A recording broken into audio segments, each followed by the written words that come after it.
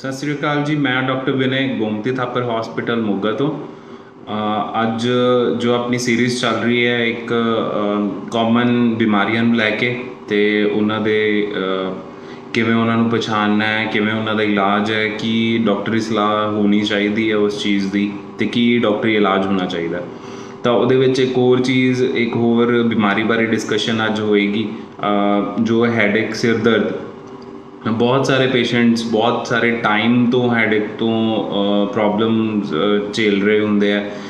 Plus ਹਰ ਜੋ topic ਹੈ ਉਹ ਹੈਡੇਕ ਹੈ, ਸਿਰ ਦਰਦ।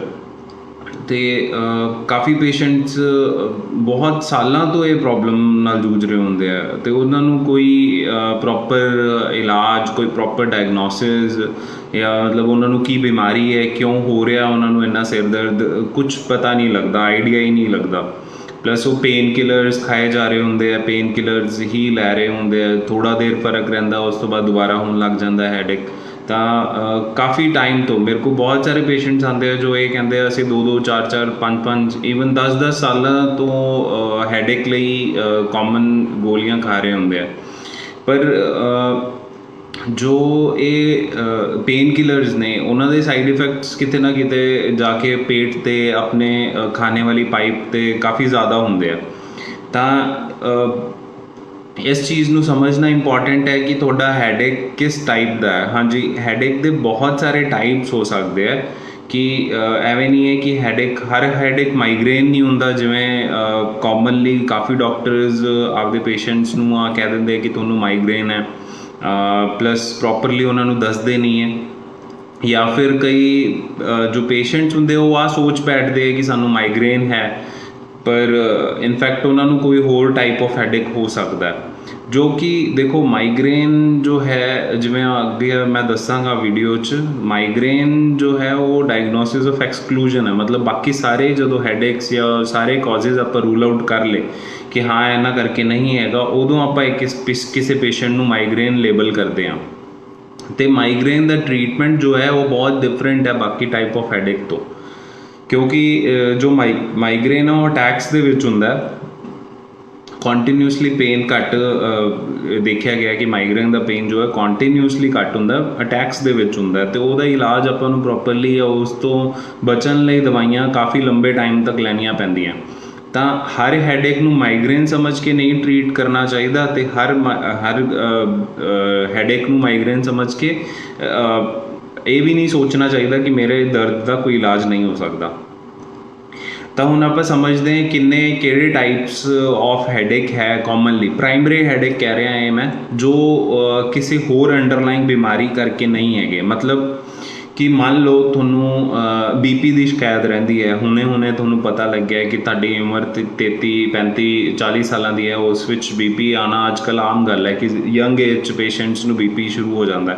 ਉਹਦਾ ਇੱਕ ਸਿੰਪਟਮ ਹੋ ਸਕਦਾ ਹੈਡੇਕ। ਤਾਂ ਉਹ ਡਿਫਰੈਂਟ ਥਿੰਗ ਹੈ, ਉਹ BP ਦੀ ਬਿਮਾਰੀ ਕਰਕੇ ਸਿਰ ਦਰਦ ਸ਼ੁਰੂ ਹੋਇਆ, ਜਾਂ ਫਿਰ ਕੋਈ ਹੋਰ ਦਿਮਾਗ ਦੇ ਵਿੱਚ ਕੋਈ ਹੋਰ ਵੱਡੀ ਪ੍ਰੋਬਲਮ ਚੱਲ ਰਹੀ ਹੈ, ਜਿਵੇਂ ਕੋਈ ਇਨਫੈਕਸ਼ਨ ਹੈਗੀ ਹੈ, ਜਾਂ ਕੋਈ ਸਰਵਾਈਕਲ ਹੈ, ਜਾਂ ਫਿਰ ਕੋਈ ਟਿਊਮਰ ਹੈ, ਛੋਟਾ ਮੋਟਾ ਕੋਈ ਟਿਊਮਰ ਹੈ, ਜਾਂ ਕੋਈ ਵੱਡੀ ਬਿਮਾਰੀ ਵੀ, ਇਨਫੈਕਟ ਵੱਡਾ ਟਿਊਮਰ ਵੀ ਹੋ ਸਕਦਾ, ਜਾਂ ਫਿਰ ਕੋਈ ਦਿਮਾਗ ਦੀ ਨਾੜੀ ਦੀ ਕੋਈ ਪ੍ਰੋਬਲਮ ਹੈ, ਫੁੱਲ ਗਈ ਹੈ, ਉਹਦੇ ਕਰਕੇ ਵੀ ਹੋ ਸਕਦਾ। ਉਹ ਡਿਫਰੈਂਟ ਹੈ। ਮੈਂ ਇਸ ਵੀਡੀਓ ਲਈ ਤੁਹਾਨੂੰ ਸਿਰਫ ਜਾਗਰੂਕ ਕਰਨਾ ਚਾਹੁੰਦਾ ਕਿ ਇੱਕ ਕਾਮਨ ਹੈਡੇਕ, ਜੋ ਐਕਿਊਟ ਹੈਡੇਕ ਹੈ, ਉਸ ਨੂੰ ਕਿਵੇਂ ਦੇਖਣਾ, ਉਸ ਪਿੱਛੇ ਕੀ ਰੀਜ਼ਨਸ ਹੋ ਸਕਦੇ ਹੈ। ਅਤੇ ਇੱਕ ਕ੍ਰੋਨਿਕ ਹੈਡੇਕ ਜੋ ਕਾਫੀ ਟਾਈਮ ਤੋਂ ਚੱਲਿਆ ਆ ਰਿਹਾ, ਜਿਹਨੂੰ ਆਪਾਂ ਪ੍ਰਾਇਮਰੀ ਹੈਡੇਕ ਕਹਾਂਗੇ, ਬਿਕੋਜ਼ ਉਹ ਕਿਸੇ ਹੋਰ ਅੰਡਰਲਾਈਨ ਬਿਮਾਰੀ ਜਾਂ ਹੋਰ ਕੋਈ ਅੰਦਰ ਜੋ ਬਿਮਾਰੀ ਚੱਲ ਰਹੀ ਹੈ ਉਹਦੇ ਕਰਕੇ ਨਹੀਂ ਹੈ, ਉਹ ਹੈਡੇਕ ਨਾਮ ਦੀ ਖੁਦ ਇੱਕ ਬਿਮਾਰੀ ਹੈ। ਤਾਂ ਇਹ ਡਿਫਰੈਂਸ ਸਮਝਣਾ ਬੜਾ ਇੰਪੋਰਟੈਂਟ ਹੈ, ਕਿਉਂਕਿ ਕਾਫੀ ਪੇਸ਼ੈਂਟਸ ਮੇਰੇ ਕੋਲ ਇਹੋ ਜਿਹੇ ਆਉਂਦੇ ਆ ਜੋ ਕਹਿੰਦੇ ਆ ਸਾਨੂੰ ਐਵੇਂ ਤਰ੍ਹਾਂ ਦਾ ਹੈਡੇਕ ਹੋ ਰਿਹਾ ਹੈ, ਕੋਈ ਟੈਨਸ਼ਨ ਹੈਡੇਕ ਜਾਂ ਕਲਸਟਰ ਹੈਡੇਕ। ਉਹ ਮੈਂ ਗੱਲ ਕਰਾਂਗਾ ਕੀ ਹੁੰਦੇ ਨੇ ਇਹ। ਉੱਦਾਂ ਟਾਈਪਸ ਦਾ ਕੋਈ ਪੇਸ਼ੈਂਟ ਆਉਂਦਾ ਤਾਂ ਉਹ ਕਹਿੰਦਾ ਹੈ ਜੀ ਅਸੀਂ MRI ਵੀ ਕਰਾ ਲਈ, ਅਸੀਂ CT ਸਕੈਨ ਵੀ ਕਰਾ ਲਿਆ, ਅਸੀਂ ਸਾਰਾ ਕੁਛ ਕਰਾ ਲਿਆ, ਸਾਰਾ ਕੁਛ ਨੋਰਮਲ ਹੈ। ਉਸ ਚੀਜ਼ ਦੀ ਲੋੜ ਹੀ ਨਹੀਂ ਸੀ। ਪਹਿਲੀ ਗੱਲ, ਉਹਨਾਂ ਚੀਜ਼ਾਂ ਦੀ ਲੋੜ ਹੀ ਨਹੀਂ, ਬਿਕੋਜ਼ ਪ੍ਰਾਇਮਰੀ ਹੈਡੇਕ ਨੂੰ ਡਿਫਰੈਂਸ਼ੀਏਟ ਕਰਨਾ ਬੜਾ ਈਜ਼ੀ ਹੈ। ਅਤੇ ਆਪਾਂ ਉਸ ਨੂੰ ਵਿਦ ਕਲੀਨਿਕਲ ਹਿਸਟਰੀ ਜੋ ਪੇਸ਼ੈਂਟ ਸਾਨੂੰ ਦਿੰਦਾ, ਉਸ ਬੇਸ 'ਤੇ ਵੀ ਆਪਾਂ ਡਿਫਰੈਂਸ਼ੀਏਟ ਕਰ ਸਕਦੇ ਹਾਂ। ਤਾਂ ਉਹ ਜਿਹੜੀ MRI ਸਿਟੀ ਸਕੈਨਸ ਹੈਗੀਆਂ ਉਹ ਇੱਕ ਸੈਕੰਡਰੀ ਡਾਇਗਨੋਸਿਸ ਵਾਸਤੇ ਜ਼ਿਆਦਾ ਇੰਪੋਰਟੈਂਟ ਹੈ ਰਾਦਰ ਦੈਨ ਕਿ ਮਾਈਗ੍ਰੇਨ ਜਾਂ ਬਾਕੀ ਕੋਈ ਹੋਰ ਪ੍ਰੋਬਲਮਸ ਵਾਸਤੇ। ਤਾਂ ਆਪਾਂ ਸਮਝਦੇ ਹਾਂ ਕਿ ਕਿੰਨੇ ਟਾਈਪਸ ਆਫ ਹੈਡੇਕ ਹੈਗੇ ਆ ਅਤੇ ਉਹਨਾਂ ਨੂੰ ਆਪਾਂ ਕਿਵੇਂ ਡਿਫਰੈਂਸ਼ੀਏਟ ਕਰ ਸਕਦੇ ਹਾਂ। ਤਾਂ ਉਹ ਇੱਕ ਫੋਟੋ ਰਾਹੀਂ ਆਪਾਂ ਦੇਖਾਂਗੇ। ਸੋ ਇਹ 4 ਕਾਮਨ ਪ੍ਰਾਇਮਰੀ ਹੈਡੇਕਸ ਨੇ ਜੋ ਤੁਹਾਨੂੰ ਤੰਗ ਕਰ ਸਕਦੇ ਕ੍ਰੋਨਿਕਲੀ। ਮਤਲਬ ਮੇਰੇ ਕਹਿਣ ਦਾ ਮਤਲਬ ਹੈ ਕਿ ਜ਼ਰੂਰੀ ਨਹੀਂ ਹੈ ਕਿ ਪੇਸ਼ੈਂਟ ਨੂੰ ਐਕਿਊਟ ਕੁਝ ਪ੍ਰੋਬਲਮ ਆ ਰਹੀ ਹੈ ਜਾਂ ਕੋਈ ਉਹਨੂੰ ਪੁਰਾਣੀ ਬਿਮਾਰੀ ਜਾਂ ਨਵੀਂ ਹੁਣੇ ਕੋਈ ਬਿਮਾਰੀ ਸ਼ੁਰੂ ਹੋਈ ਹੈ, ਇਹਦਾ ਮਤਲਬ ਇਹ ਨਹੀਂ ਹੈ। ਮੈਂ ਕ੍ਰੋਨਿਕ ਹੈਡੇਕਸ ਜੋ ਪ੍ਰਾਇਮਰੀ ਨੇ, ਮਤਲਬ ਜੋ ਹੈਡੇਕ ਨਾਮ ਦੀ ਬਿਮਾਰੀ ਕਰਕੇ ਨੇ, ਉਹਨਾਂ ਬਾਰੇ ਡਿਸਕਸ ਕਰ ਰਿਹਾ। ਤਾਂ ਇਹ 4 ਤਰ੍ਹਾਂ ਦੇ ਕਾਮਨ ਜਿਹੜੇ ਹੈਡੇਕਸ ਨੇ ਉਹ ਹੈ, ਸਭ ਤੋਂ ਪਹਿਲਾ ਜੋ ਹੈ ਸਾਈਨਸ। ਸਾਈਨਸ ਦਾ ਮਤਲਬ ਹੁੰਦਾ ਹੈ ਜੋ ਆਪਣੀ ਰੱਬ ਨੇ ਆਪਣੀ ਬੋਡੀ ਨੂੰ, ਆਪਣੇ ਬ੍ਰੇਨ ਨੂੰ ਸਪੋਰਟ ਦੇਣ ਲਈ, ਇਸ ਹਿੱਸੇ ਨੂੰ ਹਲਕਾ ਕਰਨ ਲਈ ਵਿੱਚ ਹਵਾ ਭਰੀ ਹੋਈ ਹੈ। ਕੁਝ ਬੋਨਸ ਜਿਹੜੀਆਂ ਹੱਡੀਆਂ ਨੂੰ ਹਲਕਾ ਕਰਨ ਲਈ ਉਹਨਾਂ ਦੇ ਵਿੱਚ ਹਵਾ ਹੁੰਦੀ ਹੈ। ਜਿਵੇਂ ਇੱਥੇ ਆਹ ਵਾਲੀ ਬੋਨਸ, ਇੱਥੇ ਇਹਨਾਂ ਵਿੱਚ ਹਵਾ ਹੁੰਦੀ ਹੈ ਨਾਲ। ਪਰ ਜਦੋਂ ਇਸ ਹਵਾ 'ਚ ਰੇਸ਼ਾ ਭਰ ਜਾਂਦਾ ਹੈ, ਇਸ ਹਵਾ ਵਾਲੀ ਥਾਂ 'ਤੇ ਰੇਸ਼ਾ ਭਰ ਜਾਂਦਾ ਹੈ, ਇਨਫੈਕਸ਼ਨ ਹੋ ਜਾਂਦੀ ਹੈ, ਉਸਨੂੰ ਆਪਾਂ ਸਾਈਨੋਸਾਈਟਿਸ ਕਹਿੰਦੇ ਹਾਂ। ਇਹ ਬਹੁਤ ਕਾਮਨ ਪ੍ਰੋਬਲਮ ਹੈ। ਬਹੁਤ ਸਾਰੇ ਪੇਸ਼ੈਂਟਸ ਨੂੰ ਸਾਈਨੋਸਾਈਟਿਸ ਦੀ ਪ੍ਰੋਬਲਮ ਹੁੰਦੀ ਹੈ। ਉਸ ਤੋਂ ਬਾਅਦ ਉਹਨਾਂ ਨੂੰ ਆਪਰੇਸ਼ਨ ਕਰਾ ਕੇ ਆਪਦਾ ਸਾਈਨੋਸਾਈਟਿਸ ਠੀਕ ਵੀ ਕਰਨਾ ਪੈਂਦਾ, ਐਂਟੀਬਾਇਓਟਿਕਸ ਵੀ ਖਾਣੀਆਂ ਪੈਂਦੀਆਂ। ਇਸ ਪੇਨ ਜੋ ਇਸ ਚੀਜ਼ ਨਾਲ, ਸਾਈਨੋਸਾਈਟਿਸ ਨਾਲ ਹੈਡੇਕ ਹੁੰਦਾ, ਉਹ ਕਾਮਨਲੀ ਆਫਟਰ ਐਂਟੀਬਾਇਓਟਿਕਸ ਜਾਂ ਫਿਰ ਸਟੀਮ ਇਨਹੇਲੇਸ਼ਨ, ਸਟੀਮ ਲੈਣ ਨਾਲ ਇਹਦੇ ਨਾਲ ਠੀਕ ਹੋ ਜਾਂਦਾ। ਇਸ ਨੂੰ ਪਛਾਣਨਾ ਕਿਵੇਂ ਹੈ? ਇਹਦੇ ਵਿੱਚ ਯੂਜ਼ਲੀ ਜੋ ਪੇਨ ਹੋਏਗਾ ਆਹ ਵਾਲੇ ਏਰੀਆਜ਼ ਅਤੇ ਆਹ ਵਾਲੇ ਏਰੀਆਜ਼ 'ਚ ਜ਼ਿਆਦਾ ਹੋਏਗਾ, ਰਾਦਰ ਦੈਨ ਕਿ ਇੱਥੇ ਪਿੱਛੇ ਪਾਸੇ, ਉੱਪਰਲੇ ਪਾਸੇ ਇੱਥੇ ਜ਼ਿਆਦਾ ਪੇਨ ਨਹੀਂ ਹੁੰਦਾ। ਇੱਥੇ ਪੇਨ ਹੁੰਦਾ, ਫਰੰਟ ਮਤਲਬ ਸਾਹਮਣੇ, ਇੱਥੇ ਪੇਨ ਹੁੰਦਾ। ਅਤੇ ਇਨਫੈਕਟ ਅਗਰ ਜਦੋਂ ਅਸੀਂ ਲੋਕ ਪੇਸ਼ੈਂਟ ਨੂੰ ਦੇਖਦੇ ਹਾਂ, ਉਹਨੂੰ ਹਿਸਟਰੀ ਪੁੱਛਦੇ ਹਾਂ, ਇਸ ਪੇਸ਼ੈਂਟ ਨੂੰ ਹਿਸਟਰੀ ਕੀ ਹੋਏਗੀ, ਮਤਲਬ ਇਸ ਪੇਸ਼ੈਂਟ ਨੂੰ ਕੀ ਹੋ ਰਿਹਾ ਹੋਏਗਾ, ਇਸ ਪੇਸ਼ੈਂਟ ਦੇ ਵਿੱਚ ਆਮ ਤੌਰ 'ਤੇ ਬੁਖਾਰ ਜਾਂ ਜ਼ੁਕਾਮ ਪੇਸ਼ੈਂਟ ਨੂੰ ਕਾਫੀ ਲੰਬੇ ਟਾਈਮ ਤੋਂ ਹੁੰਦਾ ਹੋਏਗਾ, ਪਲੱਸ ਨੱਕੋਂ ਆਵਾਜ਼ ਆਉਂਦੀ ਐਵੇਂ ਲੱਗੇਗੀ। ਤਾਂ ਇਹਨਾਂ ਪੇਸ਼ੈਂਟਸ 'ਚ ਸਾਈਨੋਸਾਈਟਿਸ ਦੀ ਪ੍ਰੋਬਲਮ ਹੋ ਸਕਦੀ ਹੈ, ਉਹਦੇ ਕਰਕੇ ਹੈਡੇਕ ਹੋਏਗਾ।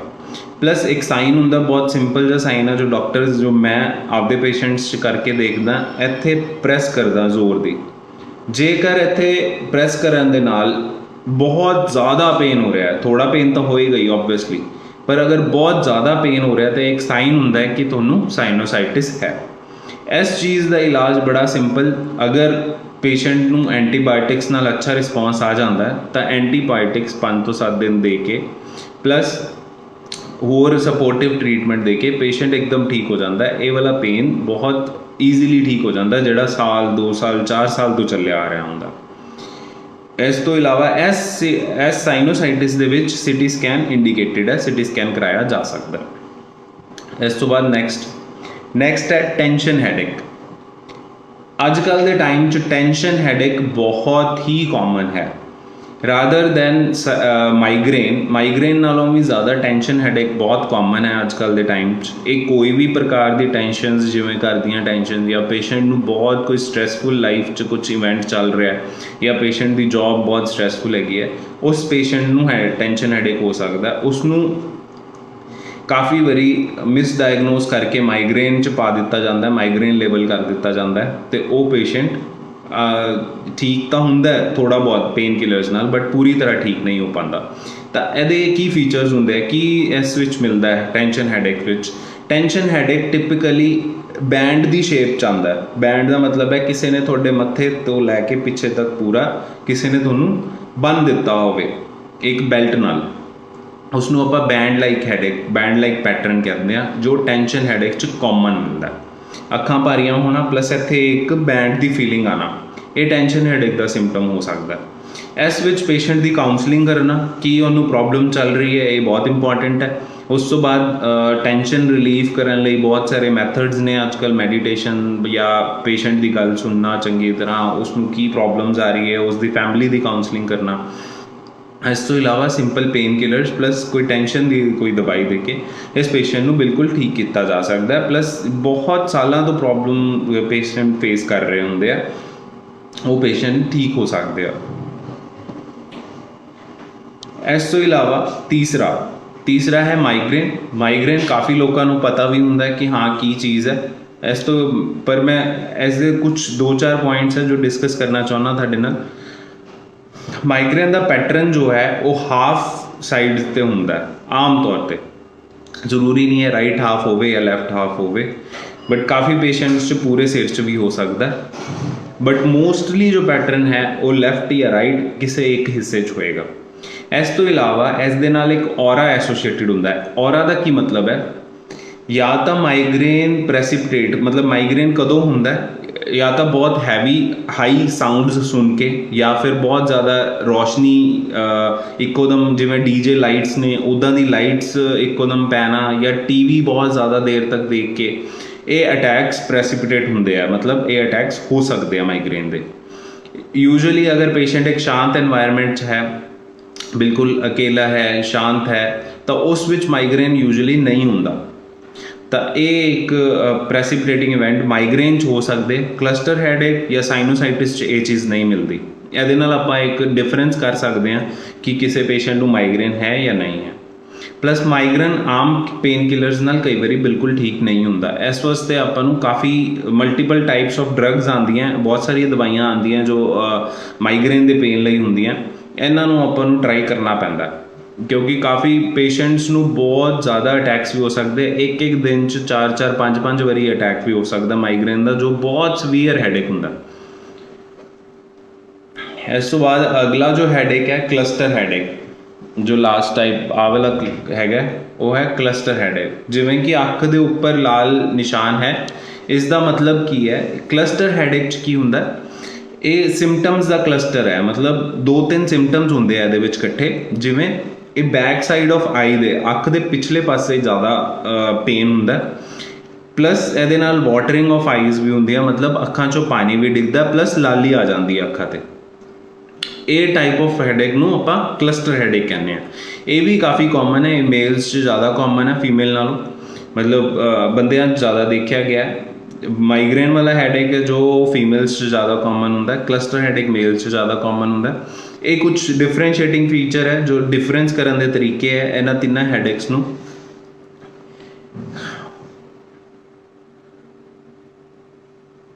ਇਸ ਤੋਂ ਇਲਾਵਾ ਜੋ ਮਾਈਗ੍ਰੇਨ ਦੇ ਨਾਲ ਕਾफ़ੀ ਵਾਰੀ ਪੇਸ਼ੈਂਟ ਨੂੰ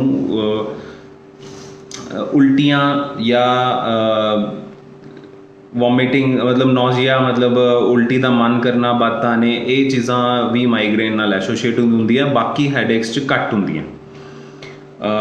question sir, half side headache ਹੋਣਾ ਸੀਰੀਅਸ ਇਸ਼ੂ ਹੈ? ਦੇਖੋ ਮੈਂ ਉਹੀ ਸਮਝਾ ਰਿਹਾ ਕਿ ਅਗਰ ਪਹਿਲੀ ਵਾਰੀ ਅਟੈਕ ਹੋਇਆ ਕਿਸੇ ਨੂੰ ਮਾਈਗ੍ਰੇਨ ਦਾ, ਉਸ ਚੀਜ਼ ਨੂੰ ਹਲਕੇ 'ਚ ਨਹੀਂ ਲੈਣਾ ਚਾਹੀਦਾ, ਕਿਉਂਕਿ ਪੇਸ਼ੈਂਟ ਦੇ ਸਿੰਪਟਮਸ ਪਲੱਸ ਪੇਸ਼ੈਂਟ ਦੀ ਏਜ ਨੂੰ ਦੇਖ ਕੇ ਆਪਾਂ ਨੂੰ ਡਿਸਾਈਡ ਕਰਨਾ ਹੁੰਦਾ ਕਿ ਹਾਂ ਪੇਸ਼ੈਂਟ ਦਾ ਅੱਗੇ ਫਰਦਰ ਵਰਕਅਪ ਚਾਹੀਦਾ ਹੈ ਜਾਂ ਸਿੰਪਲ ਪੇਨ ਕਿਲਰਸ ਜਾਂ ਕੁਝ ਵੀ ਜੋ ਮਾਈਗ੍ਰੇਨ ਦੀ ਦਵਾਈ ਹੈ ਉਸ ਨੂੰ ਆਪਾਂ ਦੇ ਕੇ ਠੀਕ ਕਰ ਸਕਦੇ ਹਾਂ।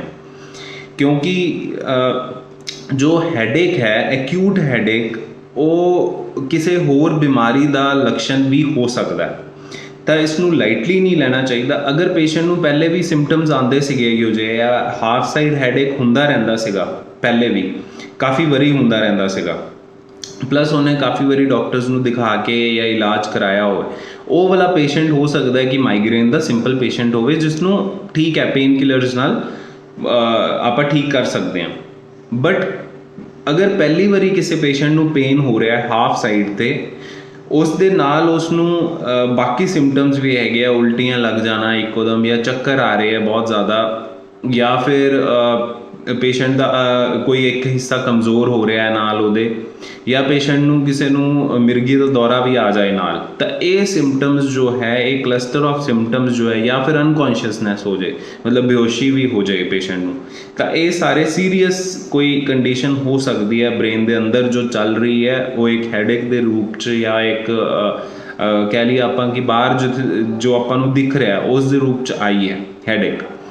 ਤਾਂ ਮੈਂ ਫਿਰ ਸਮਝਾਉਣਾ ਚਾਹੁੰਦਾ ਕਿ ਸਿਰਫ ਅੱਧੀ ਸਾਈਡ 'ਤੇ ਪੇਨ ਹੋਣਾ ਇੱਕ ਬਹੁਤ ਵੱਡਾ ਸੀਰੀਅਸ ਸਿੰਪਟਮ ਨਹੀਂ ਹੋ ਸਕਦਾ, ਬਟ ਉਹਦੇ ਨਾਲ ਅਗਰ ਅਗਰ ਤੁਹਾਨੂੰ ਬੇਹੋਸ਼ੀ ਜਾਂ ਅੱਧੇ ਹਿੱਸੇ 'ਚ ਬਿਲਕੁਲ ਸੁੰਨਪਨ ਆ ਜਾਏ ਜਾਂ ਫਿਰ ਮਿਰਗੀ ਦਾ ਨਾਲ ਕੋਈ ਦੌਰਾ ਆ ਗਿਆ ਹੋਵੇ, ਤਾਂ ਉਸ ਕੰਡੀਸ਼ਨ 'ਚ ਐਮਰਜੈਂਸੀ ਤੁਹਾਨੂੰ ਜ਼ਰੂਰ ਡਾਕਟਰ ਨੂੰ ਮਿਲ ਕੇ ਤੁਹਾਨੂੰ ਅੱਗੇ ਫਰਦਰ ਵਰਕਅਪ ਕਰਾ ਕੇ ਹੀ ਸੰਤੁਸ਼ਟ ਹੋਣਾ ਚਾਹੀਦਾ, ਰਾਦਰ ਦੈਨ ਕਿ ਆਪਾਂ ਉਸ ਨੂੰ ਸਿੰਪਲ ਹੈਡੇਕ ਮੰਨ ਕੇ ਉਸ ਨੂੰ ਲਾਈਟਲੀ ਟਰੀਟ ਕਰੀਏ।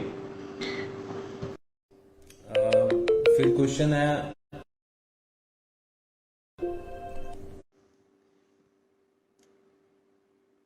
कैन माइग्रेन भी लाइफ थ्रेटनिंग? नहीं, migraine as such life threatening नहीं है। माइग्रेन बिकॉज देखो माइग्रेन का मैं फंडा समझाता हुंदा क्यों है। माइग्रेन जो साइंस की लैंगुएज है साडी, ਉਹਦੇ ਵਿੱਚ जो ਨਾੜਾਂ ਹੁੰਦੀਆਂ ब्रेन ਨੂੰ ਸਪਲਾਈ ਕਰਨ ਵਾਲੀਆਂ, ਉਹ यूजली ਉਹ ਸਟਨ ਹੋ ਜਾਂਦੀਆਂ, मतलब ਉਹ ਬੋਡੀ ਦੇ ਹਿਸਾਬ ਨਾਲ ਉੱਪਰ ਵੱਧਦੀਆਂ ਜਾਂ ਘਟਦੀਆਂ ਨਹੀਂ ਹੈਗੀਆਂ, ਉਹ ਸਪਾਜ਼ਮ ਕਹਿੰਦੇ ਹੋ ਉਹਨਾਂ ਨੂੰ, ਤਾਂ ਉਸ ਕਰਕੇ ਹੁੰਦੀਆਂ। ਬਟ ਇਹਨਾਂ ਵਿੱਚ ਯੂਜੂਅਲੀ ਕਿ ਆਮ ਤੌਰ ਤੇ 100% 'ਚ ਕੋਈ ਲਾਈਫ ਥ੍ਰੈਟਨਿੰਗ ਇਵੈਂਟ ਹੋਣਾ ਪੋਸੀਬਲ ਨਹੀਂ ਹੈ, ਲਾਈਫ ਥ੍ਰੈਟਨਿੰਗ ਨਹੀਂ ਹੁੰਦੀਆਂ। ਬਟ ਸਟਿਲ ਪੇਨ ਜੋ ਸਿੰਪਟਮ ਹੈ, ਐਜ਼ ਅ ਸਿੰਪਟਮ ਪੇਨ ਬਹੁਤ ਖਰਾਬ ਸਿੰਪਟਮ ਹੈ, ਉਸ ਦਾ ਇਲਾਜ ਬੜੀ ਜਲਦੀ ਤੇ ਪੇਸ਼ੈਂਟ ਨੂੰ ਬਹੁਤ ਜਲਦੀ ਚਾਹੀਦਾ ਹੁੰਦਾ, ਬਿਕੋਜ਼ ਪੇਨ ਕੋਈ ਵੀ ਨਹੀਂ ਸਹਿ ਸਕਦਾ। ਹੋਰ ਕੋਈ ਵੀ ਇਸ਼ੂ ਹੋਵੇ ਬੋਡੀ 'ਚ ਉਹ ਬੰਦਾ ਸਹਿ ਸਕਦਾ, ਬਟ ਪੇਨ ਨੂੰ ਨਹੀਂ ਸਹਿ ਸਕਦਾ। ਤਾਂ ਉਹ ਚੀਜ਼ ਇੱਕ ਹੈ ਕਿ ਹਾਂ ਟ੍ਰੀਟਮੈਂਟ ਜ਼ਰੂਰੀ ਹੈ, ਬਟ ਲਾਈਫ ਥ੍ਰੈਟਨਿੰਗ ਇਹ ਨਹੀਂ ਹੈ। what are the preventive medications for migraine? Yes, there are definitely preventive medications ਵੀ ਹੈਗੀਆਂ, preventive measures ਵੀ ਹੈਗੀਆਂ। preventive measures 'ਚ ਕੀ ਕਰ ਸਕਦੇ ਹਾਂ ਆਪਾਂ, ਜਿਵੇਂ ਮੈਂ ਦੱਸਿਆ ਕਿ ਪ੍ਰੈਸਿਪਿਟੇਟਿੰਗ ਇਵੈਂਟਸ ਹੁੰਦੇ ਆ ਉਸ ਤੋਂ ਪਹਿਲਾਂ, ਕਿ ਕੋਈ ਹਾਈ ਸੋਰਸ ਆਫ ਲਾਈਟ ਬਹੁਤ ਜ਼ਿਆਦਾ ਜਾਂ ਹਾਈ ਸਾਊਂਡ, ਇਹ ਚੀਜ਼ਾਂ ਨੂੰ ਅਵੋਇਡ ਕਰਨਾ ਚਾਹੀਦਾ। ਕਰਾਊਡਡ ਪਲੇਸਿਸ ਨੂੰ, ਇੱਕ ਸ਼ਾਂਤ ਮਾਹੌਲ 'ਚ ਜਾਂ ਬਹੁਤ ਜ਼ਿਆਦਾ ਕਰਾਊਡਡ ਪਲੇਸ 'ਚ ਨਾ ਜਾਣਾ, ਇਹ ਇੱਕ ਪ੍ਰੀਵੈਂਸ਼ਨ ਹੋ ਸਕਦੀ ਹੈ ਮਾਈਗ੍ਰੇਨ ਦੀ। ਤੇ ਇਸ ਤੋਂ ਇਲਾਵਾ ਜੋ ਪ੍ਰੀਵੈਂਟਿਵ ਮੈਡੀਕੇਸ਼ਨ ਹੈ ਉਹ ਬਿਲਕੁਲ ਹੈ, ਬੀਟਾ ਬਲੋਕਰ ਅਸੀਂ ਉਹਨਾਂ ਨੂੰ ਕਹਿੰਦੇ ਹਾਂ। ਤਾਂ ਉਹ ਦੇ ਕੇ ਕੁਝ ਹੱਦ ਤੱਕ ਪੇਸ਼ੈਂਟ ਦੇ ਅਟੈਕਸ ਨੂੰ, ਫਰੀਕੁਐਂਸੀ ਨੂੰ ਘਟਾਇਆ ਜਾ ਸਕਦਾ। ਮੈਂ ਆ ਨਹੀਂ ਕਹਿ ਸਕਦਾ ਕਿ ਹਾਂ ਪੂਰੀ ਤਰ੍ਹਾਂ ਪ੍ਰੀਵੈਂਟ ਹੋ ਜਾਏਗਾ, ਬਟ ਕੁਝ ਹੱਦ ਤੱਕ ਆਪਾਂ, ਜਿਵੇਂ ਕਿਸੇ ਪੇਸ਼ੈਂਟ ਨੂੰ ਹਫਤੇ 4 ਜਾਂ 5 ਅਟੈਕਸ ਹੁੰਦੇ ਸੀਗੇ, ਤਾਂ ਉਹਨੂੰ ਹਫਤੇ 'ਚ 1 ਜਾਂ 2 ਤੇ ਅਟੈਕਸ ਤੇ ਆਪਾਂ ਲੈ ਕੇ ਆ ਸਕਦੇ ਹਾਂ, preventive measure, as a preventive measure. ਅਗਲਾ ਕੁਐਸਚਨ ਸਰ, ਮਾਈਗ੍ਰੇਨ ਦੇ early symptoms, what things to be ignored to reduce the risk of migraine? Early symptoms of migraine is basically only a symptom। मतलब migraine एक खुद च बीमारी ना होके एक सिम्पटम ही है। बेसिकली उसनू एक डिफाइन किया गया है कि headache on half side of the brain, उसनू आप माइग्रेन च लैंदे आ after excluding every other cause. बाकी सारे कारणों ਨੂੰ रूल आउट करके, मतलब कि होर रीजन ਤਾਂ नहीं है माइग्रेन होने ਦਾ, उसनू रूल आउट करके उस तो बाद ਆਪਾਂ ਮਾਈਗ੍ਰੇਨ ਨੂੰ ਡਾਇਗਨੋਸ ਕਰਦੇ ਹਾਂ ਤੇ ਉਸ ਦਾ ਟ੍ਰੀਟਮੈਂਟ ਸ਼ੁਰੂ ਕਰਦੇ ਹਾਂ। मतलब plus ignore to reduce the risk of migraine. ਉਹੀ ਮੈਂ ਜੋ ਕਿਹਾ ਤੁਹਾਨੂੰ, ਮਾਈਗ੍ਰੇਨ ਜੋ ਰਿਸਕ ਫੈਕਟਰਸ ਨੇ ਉਹ ਬਹੁਤ ਤੇਜ਼ ਸਾਊਂਡ ਪਲਸ ਬਹੁਤ ਤੇਜ਼ ਲਾਈਟਸ ਜਾਂ ਫਲੈਸ਼ਿੰਗ ਲਾਈਟਸ ਜਿਵੇਂ ਹੁੰਦੀਆਂ ਡੀਜੇ ਲਾਈਟਸ ਜਿਹੜੀ ਫਲੈਸ਼ ਕਰਦੀਆਂ, ਉਹਨਾਂ ਨੂੰ ਆਪਾਂ ਪ੍ਰੀਵੈਂਟ, ਮਤਲਬ ਉਹਨਾਂ ਤੋਂ ਆਪਾਂ ਦੂਰ ਰਹਿ ਕੇ ਜਾਂ ਅਵੋਇਡ ਕਰਕੇ ਆਪਾਂ ਮਾਈਗ੍ਰੇਨ ਅਟੈਕਸ ਦੀ ਫ੍ਰੀਕੁਐਂਸੀ ਘਟਾ ਸਕਦੇ ਹਾਂ। ਪ੍ਰੋਲੋਂਗਡ ਹੈਡੇਕ ਕਿੰਨਾ ਕੁ ਸੀਰੀਅਸ ਹੋ ਸਕਦਾ ਹੈ? ਉਹੀ ਮੈਂ ਕਹਿ ਰਿਹਾ ਕਿ 2 ਤਰ੍ਹਾਂ ਦੀ ਚੀਜ਼ਾਂ, ਪ੍ਰਾਇਮਰੀ ਪਲਸ ਸੈਕੰਡਰੀ। ਠੀਕ ਹੈ, ਪ੍ਰਾਇਮਰੀ ਹੈਡੇਕਸ ਅਗਰ ਕ੍ਰੋਨਿਕ ਬਹੁਤ ਟਾਈਮ ਤੋਂ ਹੋ ਰਿਹਾ, ਬਟ ਇਹ ਹੈ ਕਿ ਅਗਰ ਪੇਸ਼ੈਂਟ ਨੂੰ ਕੰਮ ਕਰਨ 'ਚ ਹਿੰਡਰੈਂਸ ਹੋ ਰਹੀ ਹੈ, ਮਤਲਬ ਕੰਮ ਨਹੀਂ ਕਰ ਪਾ ਰਿਹਾ ਪੇਸ਼ੈਂਟ ਉਸ ਹੈਡੇਕ ਦੀ ਵਜ੍ਹਾ ਤੋਂ, ਤਾਂ ਉਹ ਸੀਰੀਅਸ ਚੀਜ਼ ਹੈ। ਠੀਕ ਹੈ, ਕਿਉਂਕਿ ਪੇਨ ਨੂੰ ਸਹਿੰਦੇ ਹੋਏ ਪੇਸ਼ੈਂਟ ਜ਼ਿਆਦਾ ਦੇਰ ਤੱਕ ਆਪਦੀ ਐਬਿਲਿਟੀਜ਼ ਨਾਲ ਕੰਮ ਨਹੀਂ ਕਰ ਸਕਦਾ ਪ੍ਰੋਪਰਲੀ। ਪਲਸ ਅਗਰ ਕ੍ਰੋਨਿਕ ਪੇਨ ਹੋ ਰਿਹਾ ਪਲਸ ਉਹਦੇ ਨਾਲ ਹੋਰ ਕੋਈ ਵੀ ਸਿੰਪਟਮ ਆ ਜਾਂਦਾ ਹੈ, ਬਿਕੋਜ਼ ਦੇਖੋ ਸਿੰਪਟਮਸ ਜੋ ਹੁੰਦੇ ਆ ਉਹ ਆਹੀ ਹੁੰਦੇ ਆ ਕਿ ਅੰਡਰਲਾਈਨ ਕੋਈ ਬਿਮਾਰੀ ਤਾਂ ਨਹੀਂ, ਰੱਬ ਦੀ ਇੱਕ ਇਸ਼ਾਰਾ ਹੁੰਦਾ ਹੈ ਕਿ ਹੋ ਸਕਦਾ ਤੁਹਾਨੂੰ ਕੋਈ ਪ੍ਰੋਬਲਮ ਚੱਲ ਰਹੀ ਹੈ। ਉਸ ਨੂੰ ਇਗਨੋਰ ਨਹੀਂ ਕਰਨਾ ਚਾਹੀਦਾ, ਪ੍ਰੋਪਰਲੀ ਡਾਕਟਰ ਨੂੰ ਮਿਲ ਕੇ ਬਾਕੀ ਸਾਰਾ ਕੁਝ ਚੈੱਕ ਕਰਾ ਕੇ, ਸਾਇੰਸ ਚੈੱਕ ਕਰਕੇ, ਅਗਰ ਸਭ ਕੁਝ ਸਹੀ ਆਉਂਦਾ ਉਸ ਤੋਂ ਬਾਅਦ ਤੁਹਾਨੂੰ ਜੋ ਵੀ ਮੈਂ ਦੱਸਿਆ ਕਿ 4 ਤਰ੍ਹਾਂ ਦੇ ਹੈਡੇਕਸ ਨੇ, ਸਿਰਫ ਇੱਕ ਮਾਈਗ੍ਰੇਨ ਨੂੰ ਫੋਕਸ ਨਹੀਂ ਕਰਨਾ ਚਾਹੀਦਾ, ਬਿਕੋਜ਼ ਬਾਕੀ ਤਿੰਨੋਂ ਜਿਹੜੇ ਹੈਡੇਕਸ ਨੇ ਉਹ ਈਜ਼ੀਲੀ ਟ੍ਰੀਟੇਬਲ ਵੀ ਨੇ, ਪਲੱਸ ਜ਼ਿਆਦਾ ਦੇਰ ਤੱਕ ਉਹਨਾਂ ਦਾ ਟ੍ਰੀਟਮੈਂਟ ਚੱਲਦਾ ਵੀ ਨਹੀਂ ਹੈ, ਜਲਦੀ ਠੀਕ ਹੋ ਜਾਂਦਾ ਪੇਸ਼ੈਂਟ ਤੇ ਉਸ ਤੋਂ ਬਾਅਦ ਨੋਰਮਲ ਆਪਦੀ ਲਾਈਫ ਜੀ ਸਕਦਾ। ਬਟ ਮਾਈਗ੍ਰੇਨ ਵਾਲੇ ਪੇਸ਼ੈਂਟਸ ਦੇ ਵਿੱਚ ਐਵੇਂ ਹੁੰਦਾ ਕਿ ਇੱਕ ਦਵਾਈ ਕਈ ਵਾਰੀ ਨਹੀਂ ਕੰਮ ਕਰਦੀ, ਦੂਸਰੀ ਤੀਸਰੀ ਐਵੇਂ ਆਪਾਂ ਨੂੰ ਚੇਂਜ ਕਰਦੇ ਰਹਿਣਾ ਪੈਂਦਾ, ਪਲੱਸ ਉਹ ਵੀ ਕਈ ਵਾਰੀ ਨਹੀਂ ਵੀ ਪ੍ਰੋਬਲਮ ਸੋਲਵ ਕਰ ਪਾਉਂਦੀਆਂ ਪੇਸ਼ੈਂਟਸ ਦੀਆਂ। ਤਾਂ ਇਹ ਇੰਪੋਰਟੈਂਟ ਚੀਜ਼ ਹੈ। I am suffering from pain above on the eyes, right or left.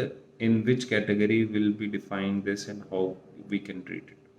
See, ਦੇਖੋ ਇੱਕ ਕਾਮਨ ਮੈਂ ਚੀਜ਼ ਦੱਸਣਾ ਤੁਹਾਨੂੰ ਭੁੱਲ ਗਿਆ। ਆਈ ਸਾਈਡ ਅਗਰ ਵੀਕ ਹੈਗੀ ਹੈ ਉਸ ਕੇਸ 'ਚ ਵੀ ਤੁਹਾਨੂੰ ਪੇਨ ਹੋ ਸਕਦਾ। ਪਲੱਸ ਅਗਰ ਬੈਕ ਸਾਈਡ ਆਫ ਆਈ ਤੇ ਪੇਨ ਹੈਗਾ ਯੂਨੀਲੈਟਰਲ, ਅਗਰ ਇੱਕ ਸਾਈਡ ਤੇ ਹੈ ਪਲੱਸ ਲਾਲੀ ਹੈ ਪਲੱਸ ਨਾਲੇ ਪਾਣੀ ਵੀ ਆ ਰਿਹਾ ਅੱਖਾਂ 'ਚੋਂ, ਤਾਂ ਉਹ ਕਲਸਟਰ ਹੈਡੇਕ ਟਾਈਪ ਹੋ ਸਕਦਾ ਹੈ। ਜਾਂ ਫਿਰ ਅਗਰ ਤੁਹਾਨੂੰ ਬੈਕ ਆਫ ਦਾ ਹੈਡ ਤੇ ਪੇਨ ਹੋ ਰਿਹਾ ਪਲੱਸ ਆਹ ਵਾਲੇ ਰੀਜਨ 'ਚ ਵੀ ਪੇਨ ਹੋ ਰਿਹਾ ਦੱਬਣ ਤੇ ਵੀ, ਤਾਂ ਸਾਈਨੋਸਾਈਟਿਸ ਹੋ ਸਕਦਾ ਨਾਲ। ਅਗਰ ਤੁਹਾਨੂੰ ਜ਼ੁਕਾਮ ਵੀ ਹੈਗਾ ਪਲੱਸ ਨੇਜ਼ਲ ਟੋਨ ਹੈ ਤੁਹਾਡੀ ਵੌਇਸ ਦੀ, ਤਾਂ ਉਹ ਕੇਸ 'ਚ ਤੁਹਾਨੂੰ ਹੋ ਸਕਦਾ ਹੈ। ਪਲੱਸ ਇੱਕ ਹੋਰ ਅੱਖਾਂ ਦੀ ਇੱਕ ਹੋਰ ਬਿਮਾਰੀ ਹੁੰਦੀ ਹੈ ਰੈਟਰੋ ਆਰਬਿਟਲ ਸੈਲੂਲਾਈਟਿਸ ਜਾਂ ਐਵੇਂ ਦੀ ਕੋਈ ਪ੍ਰੋਬਲਮ, ਜਿਹਦੇ ਨਾਲ ਤੁਹਾਡਾ ਜਿਹੜਾ ਅੱਖ ਦੀ ਪਿੱਛੇ ਵਾਲੀ ਨਾੜ ਹੈ ਉਹ ਸੁੱਜ ਜਾਂਦੀ ਹੈ। ਉਸ ਵਿੱਚ ਬਹੁਤ ਐਕਸਕਰੂਸ਼ੀਏਟਿੰਗ ਮਤਲਬ ਬਹੁਤ ਗੰਦਾ ਵਾਲਾ ਪੇਨ ਹੁੰਦਾ, ਤਾਂ ਉਹ ਹੋ ਸਕਦੀ। ਬਟ ਉਹ ਮੈਨੂੰ ਨਹੀਂ ਲੱਗ ਰਹੀ ਬਿਕੋਜ਼ ਉਹ ਕਾਫੀ ਲੰਬੇ ਟਾਈਮ ਤੱਕ ਨਹੀਂ ਹੁੰਦੀ, ਉਸ ਵਿੱਚ ਬਹੁਤ ਜਲਦੀ ਪੇਸ਼ੈਂਟ ਨੂੰ ਇੰਨਾ ਕੁ ਪ੍ਰੋਬਲਮ ਆਉਣੀ ਸ਼ੁਰੂ ਹੋ ਜਾਂਦੀ ਕਿ ਉਹ ਡਾਕਟਰ ਕੋਲ ਪੈਸੇ ਹੀ ਪਹੁੰਚ ਜਾਂਦਾ। ਤਾਂ ਅਨਮੋਲ ਦੀ ਹੋ ਸਕਦਾ ਤੁਹਾਨੂੰ ਇਹਨਾਂ ਵਿੱਚੋਂ ਦੋਨਾਂ ਵਿੱਚੋਂ ਕੁਝ ਵੀ ਹੋਵੇ, ਬਟ ਫੇਸਬੁੱਕ ਤੇ ਆ ਦੱਸਣਾ ਕਿ ਹਾਂ ਤੁਹਾਨੂੰ ਕੀ ਪ੍ਰੋਬਲਮ ਹੈ ਵਿਦਆਊਟ ਤੁਹਾਡੇ ਨਾਲ ਗੱਲ ਕੀਤੇ ਥੋੜਾ ਮੁਸ਼ਕਿਲ ਹੈ। ਤਾਂ ਮੈਂ ਵਾਈਡਲੀ ਤੁਹਾਨੂੰ ਦੱਸ ਰਿਹਾ ਕਿ ਅਗਰ ਤੁਹਾਨੂੰ ਇਹ ਚੀਜ਼ਾਂ ਹੈਗੀਆਂ ਤਾਂ ਉਸ ਦਾ ਕਾਮਨ ਕੀ ਕਰ ਸਕਦੇ ਹਾਂ ਆਪਾਂ। ਮਾਈਗ੍ਰੇਨ ਹੋਣ ਦੇ ਰੀਜ਼ਨਸ ਕੀ ਹੈ? ਮਾਈਗ੍ਰੇਨ ਹੋਣ ਦੇ ਰੀਜ਼ਨਸ ਨਹੀਂ ਪਤਾ ਲੱਗਿਆ ਤਾਂ ਹੀ ਉਸ ਨੂੰ ਮਾਈਗ੍ਰੇਨ 'ਚ ਕੈਟੇਗਰਾਈਜ਼ ਕੀਤਾ ਗਿਆ ਕਿ ਬੇਸਿਕਲੀ ਬਾਕੀ ਸਾਰਾ ਕੁਝ ਰੂਲ ਆਊਟ ਕਰਕੇ ਅਗਰ ਤੁਹਾਨੂੰ ਕੋਈ ਪ੍ਰੋਬਲਮ ਨਹੀਂ ਹੁੰਦੀ ਤਾਂ ਮਤਲਬ ਉਹਦੇ ਵਿੱਚ ਕੁਝ ਨਹੀਂ ਮਿਲਦਾ ਤਾਂ ਉਸ ਨੂੰ ਆਪਾਂ ਮਾਈਗ੍ਰੇਨ ਲੇਬਲ ਕਰਦੇ ਹਾਂ। ਬੇਸਿਕਲੀ ਐਦਾਂ ਨਹੀਂ ਹੈਗਾ ਕਿ ਹਾਂ ਕੋਈ ਚੀਜ਼ ਅੰਦਰ ਕੋਈ ਇਨਫੈਕਸ਼ਨ ਜਾਂ ਕੋਈ ਸੋਜ ਐਵੇਂ ਦਾ ਕੁਝ ਹੋਇਆ ਪਿਆ ਤਾਂ ਤੁਹਾਨੂੰ ਮਾਈਗ੍ਰੇਨ ਡਿਵੈਲਪ ਹੋਇਆ, ਐਵੇਂ ਦਾ ਕੁਝ ਨਹੀਂ ਹੈ। ਇਹ ਬੇਸਿਕਲੀ ਜੋ ਬਾਡੀ ਦੇ ਕੈਮੀਕਲਸ ਜਾਂ ਹਾਰਮੋਨਲਸ ਚੇਂਜਸ ਜਾਂ ਵੈਸਲਸ ਵਿੱਚ ਨਾੜਾਂ ਦੇ ਵਿੱਚ ਚੇਂਜਸ ਆਉਂਦੇ ਆ, ਉਹਦੇ ਕਰਕੇ ਪ੍ਰੋਬਲਮ ਆਉਂਦੀ ਹੈ migraine the. Can headache cause you forget words or memory loss? Definitely when you have pain, you are in so much of pain, ਤਾਂ ਉਸ ਟਾਈਮ ਤੇ ਲਾਜ਼ਮੀ ਹੈ ਕੁਝ ਚੇਂਜਸ ਆਉਣਗੇ। ਬਟ ਐਵੇਂ ਨਹੀਂ ਹੈਗਾ ਕਿ ਤੁਹਾਨੂੰ ਡਿਮੈਂਸ਼ੀਆ ਮਤਲਬ ਤੁਸੀਂ ਭੁੱਲਣਾ ਚੀਜ਼ਾਂ ਨੂੰ ਐਜ਼ ਅ ਬਿਮਾਰੀ ਹੋ ਜਾਏਗਾ, ਇਹ ਨਹੀਂ ਹੈ। ਉਸ ਟਾਈਮ ਪੀਰੀਅਡ ਦੇ ਵਿੱਚ ਤੁਹਾਨੂੰ ਅਗਰ ਪੇਨ ਹੋ ਰਿਹਾ ਉਸ ਟਾਈਮ ਤੇ ਲਾਜ਼ਮੀ ਹੈ ਪੇਸ਼ੈਂਟ ਪੂਰੀ ਤਰ੍ਹਾਂ ਆਪਦੇ 100% ਨਹੀਂ ਦੇ ਪਾਉਂਦਾ, ਤੇ ਉਸ ਟਾਈਮ ਪੀਰੀਅਡ ਦੇ ਵਿੱਚ ਜ਼ਰੂਰ ਹੋ ਸਕਦਾ ਕਿ ਤੁਹਾਨੂੰ ਪੇਨ ਫੀਲ ਹੋਵੇ ਤੇ ਤੁਸੀਂ ਵਰਡਸ ਭੁੱਲੋ ਜਾਂ ਕੁਝ ਐਵੇਂ ਹੋਵੇ। ਬਟ ਐਵੇਂ ਨਹੀਂ ਕਿ ਕ੍ਰੋਨਿਕਲੀ ਤੁਸੀਂ ਪੁਰਾਣੀਆਂ ਚੀਜ਼ਾਂ ਭੁੱਲਣੀਆਂ ਸ਼ੁਰੂ ਕਰ ਦੋਗੇ, ਇਦਾਂ ਨਹੀਂ ਹੈ। ਡਿਮੈਂਸ਼ੀਆ ਨਹੀਂ ਹੁੰਦਾ। Is there any homemade solution for quick relief from headaches? Homemade solution in the sense ਸਭ ਤੋਂ ਇੰਪੋਰਟੈਂਟ ਤਾਂ ਜੋ ਮੈਂ ਦੱਸ ਰਿਹਾ ਹਾਂ ਪ੍ਰੀਕਾਸ਼ਨਸ ਹੈ, ਕਿਵੇਂ ਆਪਾਂ ਪ੍ਰੀਕਾਸ਼ਨਸ ਲੈ ਕੇ ਮਤਲਬ ਇੱਕ ਸ਼ਾਂਤ ਇਨਵਾਇਰਨਮੈਂਟ ਪਲੱਸ ਇੱਕ ਓਵਰ ਕਰਾਊਡਡ ਪਲੇਸ। ਅਗਰ ਤੁਹਾਨੂੰ ਮਾਈਗ੍ਰੇਨ ਆਲਰੇਡੀ ਹੈ ਜਾਂ ਹੋਰ ਕੋਈ ਹੈਡੇਕਸ ਹੈਗੇ ਆ ਤਾਂ ਓਵਰ ਕਰਾਊਡਿੰਗ ਪਲੇਸਿਸ ਜਾਂ ਬਹੁਤ ਤੇਜ਼ ਸਾਊਂਡਸ ਉਹਨਾਂ ਨੂੰ ਅਵੋਇਡ ਕਰਕੇ ਆਪਾਂ ਜ਼ਰੂਰ ਪ੍ਰੀਕਾਸ਼ਨਸ ਲੈ ਸਕਦੇ ਹਾਂ। ਹੋਮਮੇਡ ਜੋ ਟਰੀਟਮੈਂਟ ਹੈ ਉਹ ਤੁਹਾਨੂੰ ਐਕਿਊਟਲੀ ਕੁਝ ਬੈਨੀਫਿਟ ਕੈਫੀਨ ਦੇ ਸਕਦੀ ਹੈ, ਬਿਕੋਜ਼ ਉਹ ਵੇਜ਼ੋ ਡਾਇਲੇਟਰ ਹੁੰਦੀ ਹੈ ਬੇਸਿਕਲੀ, ਵੈਸੇ ਨਾੜਾਂ ਨੂੰ ਖੋਲ ਦਿੰਦੀ ਹੈ। ਤਾਂ ਕੈਫੀਨ ਇਨ ਫਾਰਮ ਆਫ ਕਾਫੀ ਔਰ ਟੀ ਉਹ ਤੁਹਾਡਾ ਥੋੜਾ ਜਿਹਾ ਚੀਜ਼ ਠੀਕ ਕਰ ਸਕਦੀ ਹੈ, ਬਟ ਪ੍ਰੋਪਰਲੀ ਪੂਰੀ ਤਰ੍ਹਾਂ ਨਹੀਂ। ਕੁਝ ਦਵਾਈਆਂ ਜੋ ਮਾਈਗ੍ਰੇਨ ਦੀ ਹੁੰਦੀਆਂ ਉਹਨਾਂ ਵਿੱਚ ਈਵਨ ਕੈਫੀਨ ਹੁੰਦੀ ਵੀ ਹੈ, ਤਾਂ ਉਹ ਇੱਕ ਸੋਲਿਊਸ਼ਨ ਹੋ ਸਕਦਾ ਕਰੇ। ਪਲੱਸ ਅਦਰਕ ਉਹ ਹੋ ਸਕਦੀ ਹੈ। ਇਸ ਤੋਂ ਇਲਾਵਾ ਜੋ ਹੈ ਮੈਡੀਟੇਸ਼ਨ ਕਰਨਾ, ਜਾਂ ਇੱਕ ਅਗਰ ਤੁਹਾਨੂੰ ਐਕਿਊਟ ਅਟੈਕ ਆਫ ਮਾਈਗ੍ਰੇਨ ਹੋ ਰਿਹਾ ਤਾਂ ਉਸ ਟਾਈਮ ਤੇ ਕੁਆਇਟ ਪਲੇਸ 'ਚ ਆਪਦੇ ਇੱਕ ਇਕੱਲੇ ਰੂਮ 'ਚ ਇਕੱਲੇ ਹੋ ਕੇ ਮੈਡੀਟੇਸ਼ਨ ਕਰਨਾ, ਪਲੱਸ ਇੱਕ ਟੀ ਜਾਂ ਕੈਫੀਨ ਵਾਲਾ ਕੋਈ ਵੀ ਸੋਲਿਊਸ਼ਨ, ਕੋਲਡ ਕਾਫੀ ਇਹਨਾਂ ਚੀਜ਼ਾਂ ਵਿੱਚੋਂ ਕੁਝ ਵੀ ਲੈ ਕੇ ਥੋੜਾ ਬਹੁਤ ਹੱਦ ਤੱਕ ਉਸ ਨੂੰ ਕੰਟਰੋਲ ਕੀਤਾ ਜਾ ਸਕਦਾ ਵਿਦਆਊਟ ਮੈਡੀਕੇਸ਼ਨ। ਬਟ ਇਹ ਹੈ ਕਿ ਅਗਰ ਐਕਿਊਟ ਅਟੈਕ ਸੀਵੀਅਰ ਅਟੈਕ ਹੈਗਾ ਤਾਂ ਉਸ ਕੇਸ 'ਚ ਤੁਸੀਂ ਮੋਸਟ ਲਾਈਕਲੀ ਤੁਹਾਨੂੰ ਦਵਾਈ ਲੈਣੀ ਪਏਗੀ। ਤਾਂ ਇਹ ਚੀਜ਼ ਹੈ ਜ਼ਰੂਰ। मैं दोबारा ही कहना चाहूँगा कि हर टाइप ऑफ हैडेक माइग्रेन नहीं हो सकता, ਤੇ ਹਰ ਮਾਈਗ੍ਰੇਨ ਜੋ ਹੈ ਉਸ ਦਾ ਕੋਈ ਰੀਜ਼ਨ ਵੀ ਨਹੀਂ ਹੈ, ਠੀਕ ਹੈ। ਉਸਨੂੰ ਲੌਂਗ ਟਰਮ ਪੇਨ ਕਿਲਰਸ ਲੈਣਾ ਉਹਦਾ ਸੋਲਿਊਸ਼ਨ ਨਹੀਂ ਹੈ। Proper medical advice plus proper ਉਹਦਾ ਡਾਇਗਨੋਸਿਸ ਕਰਨਾ ਜ਼ਿਆਦਾ ਇੰਪੋਰਟੈਂਟ ਹੈ। ਤੇ ਉਸ ਤੋਂ ਬਾਅਦ ਅਗਰ ਤੁਸੀਂ ਲੇਬਲ ਹੋ ਜਾਂਦੇ ਹੋ ਕਿ ਤੁਹਾਨੂੰ ਵੇਰੀਅਸ ਟਾਈਪ ਆਫ ਹੈਡੇਕ ਹੈ ਤਾਂ ਉਸ ਤੋਂ ਬਾਅਦ ਟ੍ਰੀਟਮੈਂਟ ਵੀ ਜ਼ਰੂਰੀ ਹੈ, ਠੀਕ ਹੈ। ਕਿਉਂਕਿ ਕੰਟੀਨਿਊਸਲੀ ਅਗਰ ਪੇਨ 'ਚ ਕੋਈ ਪੇਸ਼ੈਂਟ ਤਾਂ ਆਪਦਾ ਕੰਮ ਵੀ ਨਹੀਂ ਕਰ ਸਕਦਾ, ਪਲੱਸ ਆਪਦਾ ਬਿਜ਼ਨਸ ਜੋ ਵੀ ਹੈ ਚੀਜ਼ ਪੜ੍ਹ ਵੀ ਨਹੀਂ ਸਕਦਾ, ਪ੍ਰੋਪਰ ਕੁਝ ਵੀ ਨਹੀਂ ਕਰ ਸਕਦਾ, ਤਾਂ ਉਸਨੂੰ ਲਾਈਟਲੀ ਨਹੀਂ ਲੈਣਾ ਚਾਹੀਦਾ। ਪਲੱਸ ਅਗਰ ਤੁਹਾਨੂੰ ਬਹੁਤ ਟਾਈਮ ਤੋਂ ਕੋਈ ਪੇਨ ਹੋ ਰਿਹਾ ਹੈ ਪਲੱਸ ਤੁਸੀਂ ਉਹਦਾ ਇਵੈਲੂਏਸ਼ਨ ਨਹੀਂ ਕਰਾਇਆ, ਠੀਕ ਹੈ, ਉਹ ਉਸ ਕੇਸ 'ਚ ਤੁਹਾਨੂੰ ਜ਼ਰੂਰ ਮਿਲਣਾ ਚਾਹੀਦਾ। ਤੇ ਅਗਰ ਅੰਡਰਲਾਈਨ ਕੋਈ ਹੋਰ ਬਿਮਾਰੀ ਵੀ ਹੋ ਸਕਦੀ ਹੈ ਜਿਸ ਨੂੰ ਆਪਾਂ ਨੂੰ ਜਲਦੀ ਫੜ ਕੇ ਆਪਾਂ ਜਲਦੀ ਇਲਾਜ ਕਰਾ ਕੇ ਆਪਦੀ ਲਾਈਫ ਪ੍ਰੋਲੋਂਗ ਕਰ ਸਕਦੇ ਹਾਂ। ਇਹ ਇੰਪੋਰਟੈਂਟ ਚੀਜ਼ ਸੀਗੀ ਅੱਜ ਦੇ ਟੌਪਿਕ ਵਾਸਤੇ ਜੋ ਮੈਂ ਅੱਜ ਸਪੈਸ਼ਲੀ ਚੂਜ਼ ਕੀਤਾ, ਕਿਉਂਕਿ ਦੇਖੋ ਮੈਂ ਇਹਨਾਂ ਵੀਡੀਓਜ਼ 'ਚ ਬਹੁਤ ਹੈਵੀ ਟੌਪਿਕਸ ਨਹੀਂ ਚੂਜ਼ ਕਰ ਸਕਦਾ ਬਿਕੋਜ਼ ਮੇਰੇ ਲਈ ਵੀਡੀਓ ਰਾਹੀਂ ਸਮਝਾਉਣਾ ਥੋੜਾ ਮੁਸ਼ਕਿਲ ਹੈ।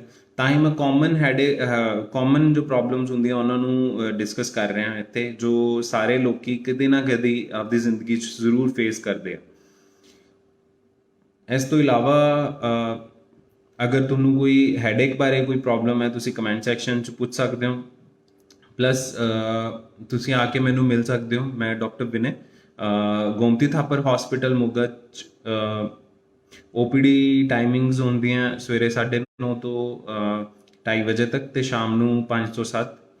ਤਾਂ ਉਹਦੇ ਵਿੱਚ ਇਨ ਬਿਟਵੀਨ ਤੁਸੀਂ ਆ ਕੇ ਮੈਨੂੰ ਮਿਲ ਸਕਦੇ ਹੋ ਰਿਗਾਰਡਿੰਗ ਐਨੀ ਪ੍ਰੋਬਲਮ, ਤੁਹਾਨੂੰ ਜੋ ਵੀ ਪ੍ਰੋਬਲਮਸ ਆ ਰਹੀਆਂ, headache, diabetes, hypertension, BP, sugar ਇਹਨਾਂ ਵਿੱਚ, ਜਾਂ ਹਾਰਟ ਦੀ ਕੋਈ ਪ੍ਰੋਬਲਮ ਜਾਂ ਸਾਹ ਲੈਣ 'ਚ ਕੋਈ ਦਿੱਕਤ, ਸਾਡੇ ਹਸਪੀਟਲ ਦੇ ਵੇਰੀਅਸ ਹੈਲਥ ਪੈਕੇਜਸ ਵੀ ਹੈਗੇ ਜਿਹਦੇ ਵਿੱਚ ਅਸੀਂ ਲਿਵਰ ਫੰਕਸ਼ਨ, ਲਿਵਰ ਦੇ ਟੈਸਟ, ਕਿਡਨੀ ਦੇ ਜਾਂ ਬਾਕੀ ਹੋਰ ਟੈਸਟ ਵੀ ਇੱਕ ਪੈਕੇਜਸ ਦੇ ਵਿੱਚ ਕਰਦੇ ਹਾਂ, ਜੋ ਪੇਸ਼ੈਂਟ ਵਾਸਤੇ ਵੀ ਬੈਨੀਫੀਸ਼ੀਅਲ ਹੁੰਦੇ ਆ।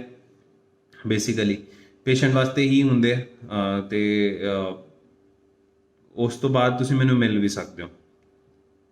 ਅਗਲੀ ਵੀਡੀਓ ਵਿੱਚ ਆਪਾਂ ਇੱਕ ਹੋਰ ਟੌਪਿਕ ਡਿਸਕਸ ਕਰਾਂਗੇ ਜੋ ਕਾਮਨ, ਜੋ ਤੁਹਾਡੇ ਨਾਲ ਰੋਜ਼ਮਰਰਾ ਦੇ ਵਿੱਚ ਪੇਸ਼ੈਂਟ ਨੂੰ ਕਈ ਵਾਰੀ ਸਫਰ ਕਰਦਿਆ ਹੁੰਦਾ, ਕਾਮਨ ਟੌਪਿਕ ਜੋ ਹੋ ਸਕਦਾ ਤੁਸੀਂ ਵੀ ਸ਼ਾਇਦ ਅਫੈਕਟਡ ਹੋ ਉਸ ਚੀਜ਼ ਪਿੱਛੇ ਤੇ ਤੁਹਾਨੂੰ ਵੀਡੀਓ ਰਾਹੀਂ ਬੈਨੀਫਿਟ ਹੋਏ ਕੁਛ, ਤਾਂ ਜ਼ਰੂਰ ਸ਼ੇਅਰ ਕਰੋ, ਕਮੈਂਟ ਕਰੋ। ਨੈਕਸਟ ਵੀਡੀਓ 'ਚ ਮਿਲਦੇ ਹਾਂ। ਸਤਿ ਸ਼੍ਰੀ ਅਕਾਲ।